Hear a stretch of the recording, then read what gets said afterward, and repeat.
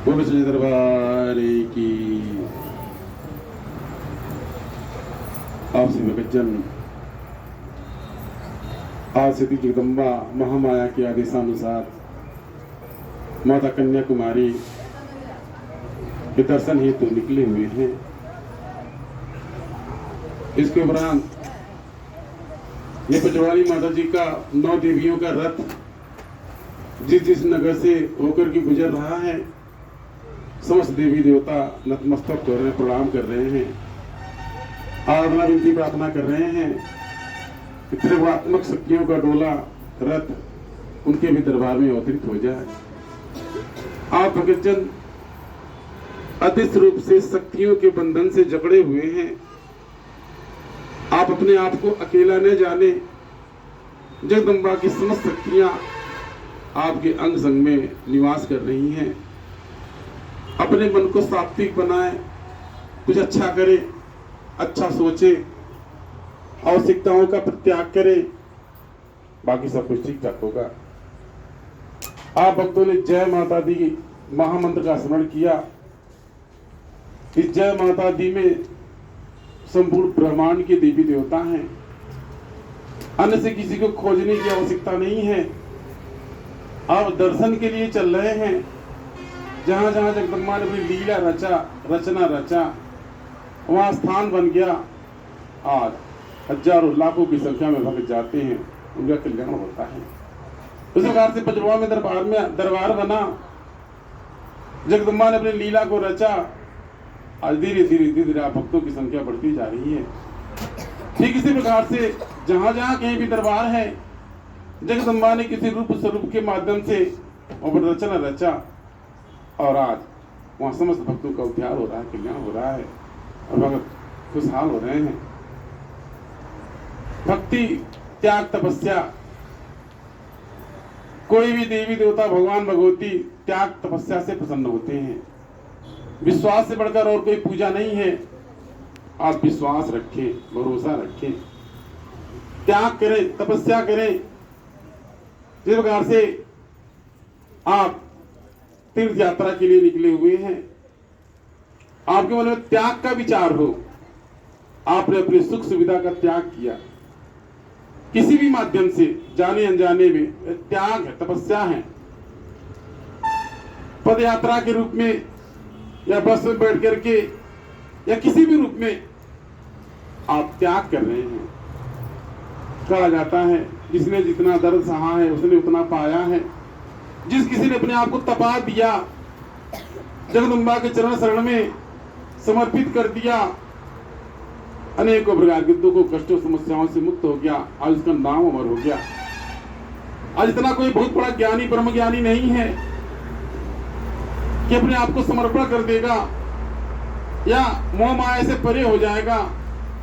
इस लौकिक भौतिक जगत में रह करके, मोह माया में रह करके आराधना विनती प्रार्थना करने की आवश्यकता है। इतना आपसे हो सकता है। यह तीर्थ यात्रा एक माध्यम है। ये आप ही नहीं कर रहे हैं, तमाम भगतजन अभी कुंभ लगा है। न जाने कहां से दूर दराज हजारों नहीं लाखों भगत वहां पर पहुंचे, दर्शन किए। अब जैसे जैसे आगे बढ़ते जा रहे हैं, ठंड कम होता जा रहा। अब की यूपी में, बिहार में तमाम कड़ाके की ठंडक, फिर उनकी श्रद्धा में कोई कमी नहीं। जिसको जाना वह जाएगा, स्नान करना स्नान करेगा, पूजा बंधन करेगा, वहां विश्राम करेगा। ये त्याग है, तपस्या है। इस प्रकार से ये आप भक्तों का त्याग है, तपस्या है। अपने मन में ज्यादा स्वार्थ और आवश्यकता का ध्यान नहीं दीजिए। जिस प्रकार से आप व्रत उपवास रहते हैं, कुछ त्याग करते हैं, अन्न का त्याग करते हैं, सुख सुविधाओं को त्याग करते हैं, उस प्रकार से आप त्याग करें, तपस्या करें। जाने अनजाने में हो सकता है कि जगदम्बा ने आपको अपने चरण शरण में बुलाया। आप एक कामनाओं भावनाओं की पूर्ति करते, मुक्ति दे, मोक्ष दे, कल्याण दे, जगदम्बा की मर्जी। क्योंकि मांगने से तो कुछ नहीं मिलेगा। आप महामाया पर निर्भर हो जाइए, आश्रित हो जाइए, बाकी जगदम्बा की मर्जी। अब इस बस यात्रा में आप अपनी सुविधा का ध्यान न दें और सुविधा में झेल करके चलने का प्रयत्न करें। ज्यादा सुख सुविधा का ध्यान न दें। आप भगत को कहां बैठाना है, कहाँ स्नान करना है, कहाँ भोजन बनना, कहाँ विश्राम करना है, ये सब निर्धारित है। एक टाइम टेबल बना हुआ है, उसी के अनुसार से निर्धारित है। आपको चिंता करने की आवश्यकता नहीं है, आप केवल आदेश का पालन करें। जब जहां कहीं भी जो आदेश होता है उसका पालन कर ले। अपने मन कुछ एक्स्ट्रा न सोचे, जरूरत से ज्यादा कुछ न करने का प्रयत्न करें। चाहे पूजा पाठ, चाहे कोई सेवा या कहीं दर्शन, कुछ भी आप एक्स्ट्रा न करें। जितना कहा गया उतना पूर्ण है, उससे ज्यादा आप विचार न करें। जैसे मान लीजिए आप भगत को कहीं दर्शन के लिए ले जाया जा रहा है मंदिर से, जो आपके पास सामग्री है जितना जैसे है उतना संतुष्ट रहिए। इन्हें कि पूजा पाठ के सामान नहीं लिए, ये नहीं जलाए, वो नहीं किए, यहाँ नहीं किए, ऐसा कहीं कुछ नहीं। आप माथा पटक लिए, समर्पण कर दिया, उससे बड़ा कुछ नहीं है। उसके लिए आदेश का उल्लंघन न करें।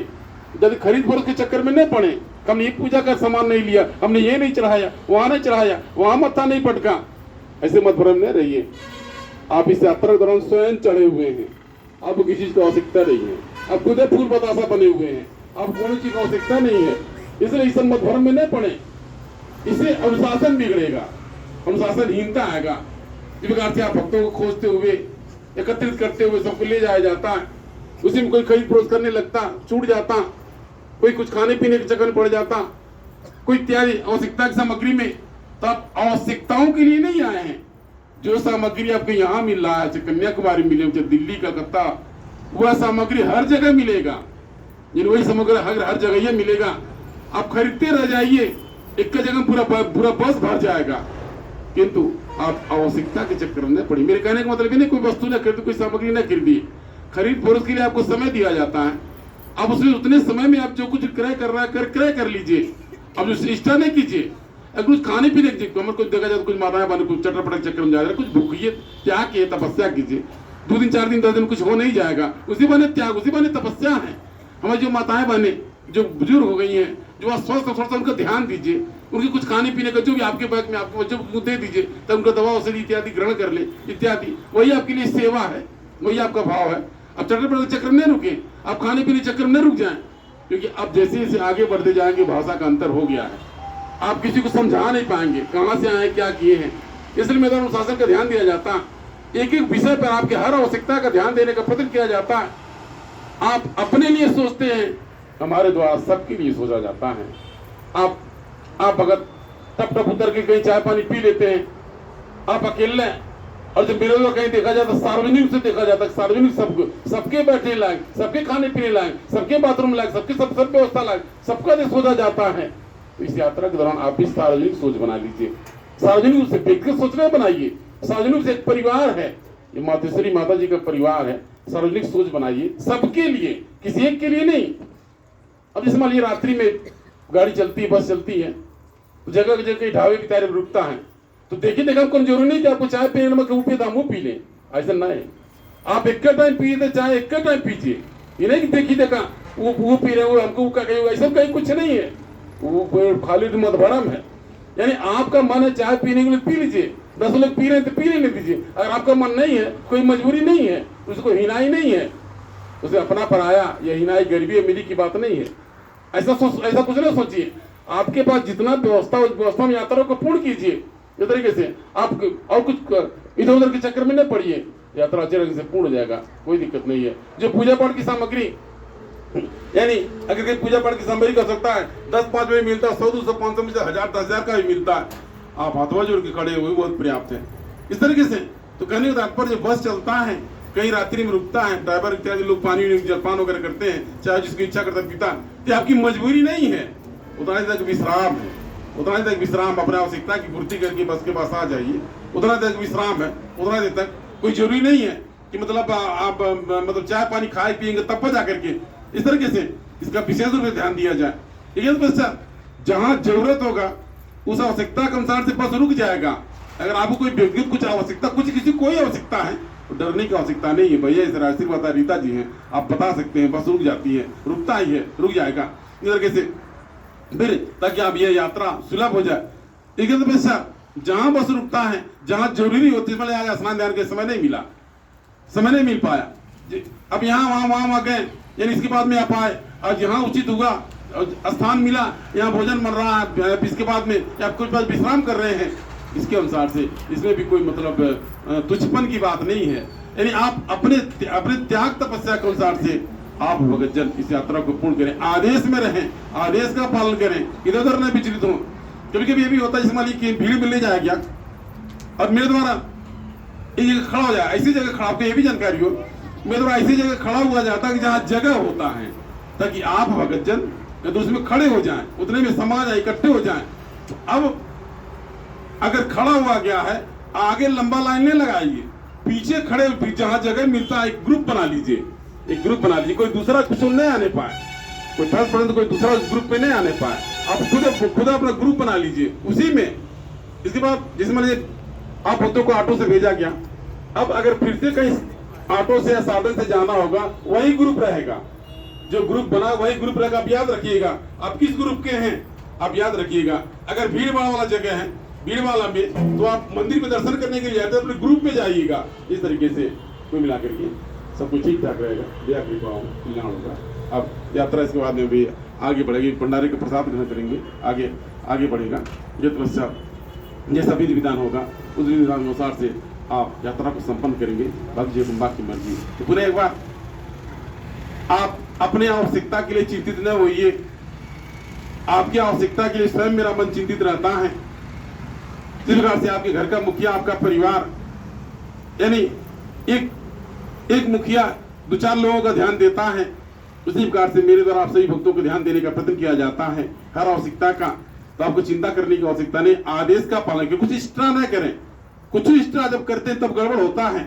यानी समूह में रहें, ग्रुप में रहें, समूह में रहें, क्योंकि इतने भक्तों में से एक कोई अगर डिस्टर्ब हो जाए, अवस्था आपका चेहरा उड़ जाएगा, इस तरीके से सब माहौल बिगड़ जाएगा। सबसे बड़ी चिंता यही है।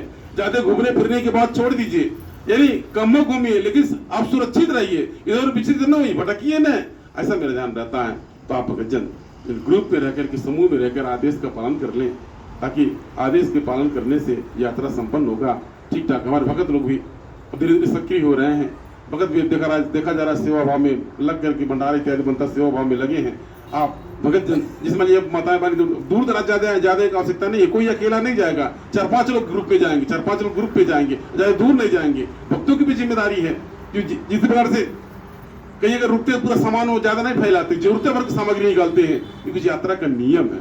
कुछ यात्रा के नियम से अगर आप यात्रा करेंगे, बैग वैग ज्यादा इधर नहीं करते हैं, यानी एक जगह सुरक्षित रखते हैं, आवश्यकता की सामग्री जरूरत भर के निकालते हैं इत्यादि, ये सब चीजों का ध्यान देते हैं, सब कुछ ठीक ठाक होता। बाकी जगदम्बा की मर्जी। तो मेरे कहने का तात्पर्य था, आप आदेश में रह करके आप स्वयं जगदम्बा के आदेश का पालन करें, बाकी जो कुछ होगा अच्छा होगा। यह महामाया की माया। अब भंडारे का प्रसाद ग्रहण करने के तत्पश्चात यह बस यात्रा आगे बढ़ेगी और आप आदेश में रह करके स्वयं जो बताया गया उसको मानेंगे, आप दया कृपा होगा, कल्याण होगा और सुख समृद्धि आएगा। ऐसा अपने बाण की जय माता।